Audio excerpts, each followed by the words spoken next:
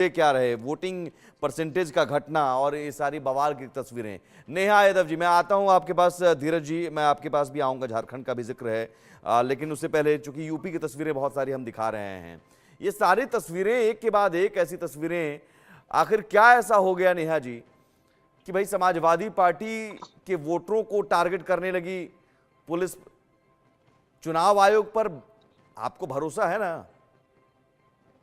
देखिए, पूरी तरह से हमें चुनाव आयोग पर भरोसा था और कल ही चुनाव आयोग ने समाजवादी पार्टी के प्रदेश अध्यक्ष जी ने जब लेटर दिया था चुनाव आयोग के संज्ञान में लाया था कि जो हमारे वोटर हैं उनकी आईडी जो है वो पुलिस के आला अधिकारी चेक ना करे, उसके बावजूद भी पुलिस के प्रशासन ने, अधिकारियों ने और तमाम पुलिस फोर्स ने जिस तरह से आम नागरिकों की आईडी कार्ड चेक करने का काम किया है, तो ये चुनाव आयोग के नहीं नहीं, दिए गए सभी आदेश का नागरिकों के या उल्लंघन करने मुस्लिम का वोटरों काम के? किया है। दूसरी सबसे बड़ी बात जी क्या कह रहे हैं?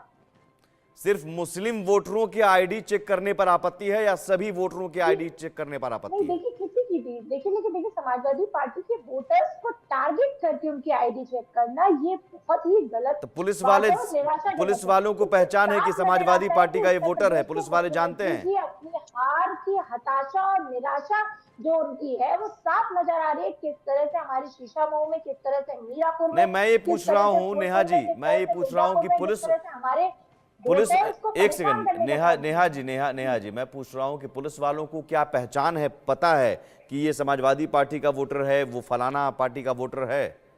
पुलिस वाले पहचानते हैं क्या? जी देखिए, बहुत सही आपने सवाल किया कि पुलिस वाले पहचानते कि नहीं। आपने पिछला चुनाव, आपने 2024 के पहले के चुनाव, बाई इलेक्शन रामपुर में हुआ था, आपने देखा हो किस तरह से पुलिस प्रशासन ने टारगेट करके एक कुछ विशेष स्थानों पर टारगेट करके पुलिस बल का प्रयोग किया था और हमारे वोटर्स को निकलने ना पाए। और जो लोग खास करके पूछ रहे थे रास्ते में आप हाँ, किसे तो मैं वोट यही देने तो जा पूछ रहे रहा हैं, हूँ, हमारे आज ये वोटर वो सेम कौन परिस्थिति वोटर? और कल पुलिस के वाले चुनाव को की कैसे है, पता कि ये जहां पे समाजवादी पार्टी का समाजवादी वोटर है? पार्टी अपना बूथ जीतती है, नहीं नेहा जी, उन मैं बूथों को पूछना चाह रहा टारगेट हूं करके कि पुलिस पुलिस प्रशासन वाले को को लगाया कैसे गया। पता चलता है कि ये समाजवादी पार्टी का वोटर है?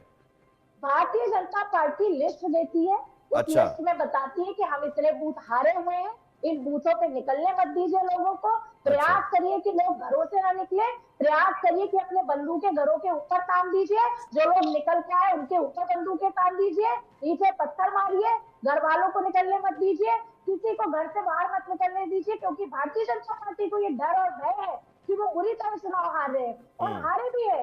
2024 के चुनाव की जो हार और निराशा है, मुख्यमंत्री जी को पता है तो कि चुनाव कोशिश आयोग करी ने जाएगी, वो सात सीटें हारने सात जा रहे हैं। अधिकारियों को सस्पेंड कर दिया है, अभी तो ठीक है?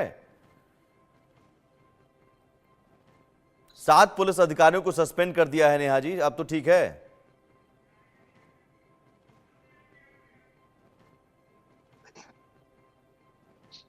चलिए, दोबारा मैं आप जोड़ने की कोशिश, ठीक है, नेहा यादव डिस्कनेक्ट हो गई हैं, उन्हें फिर से जोड़िए, क्योंकि तस्वीरें बहुत सारी हैं ऐसी जो सवाल का जवाब जिसमें बहुत कुछ नहीं है।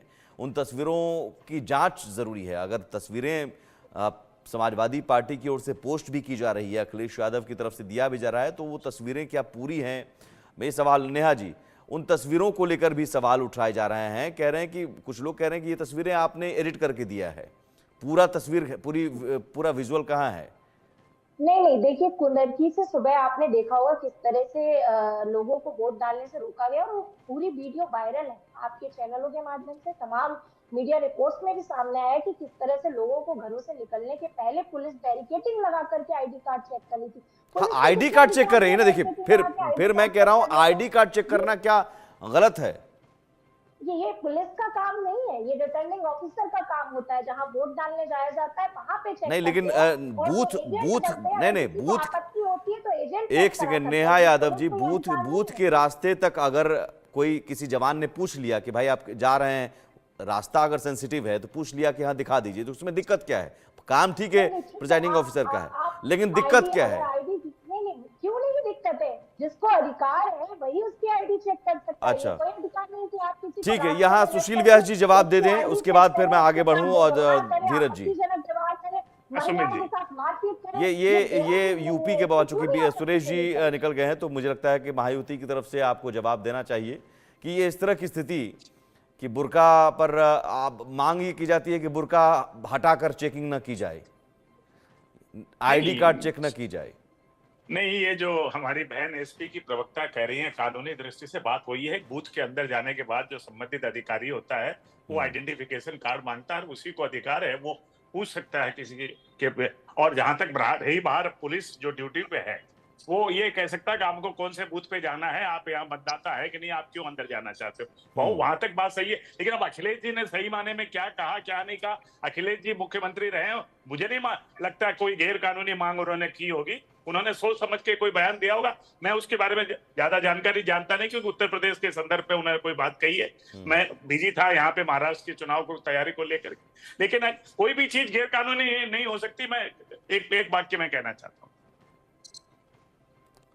नहीं, गैर कानूनी नहीं हो सकती, ये भी एक लाइन कहना, और कोई भी चीज पूरी तरह से कानूनन है ये भी चीज कहना, दोनों मैंने पक्ष आपसे हैं। कहा ना सुमित जी, मैंने कहा मैं ना दोनों कि पक्ष है। नेहा जी चलिए, आज जो कार्रवाई हुई है 7 पुलिसकर्मियों पर, अब ठीक है, संतुष्ट हैं?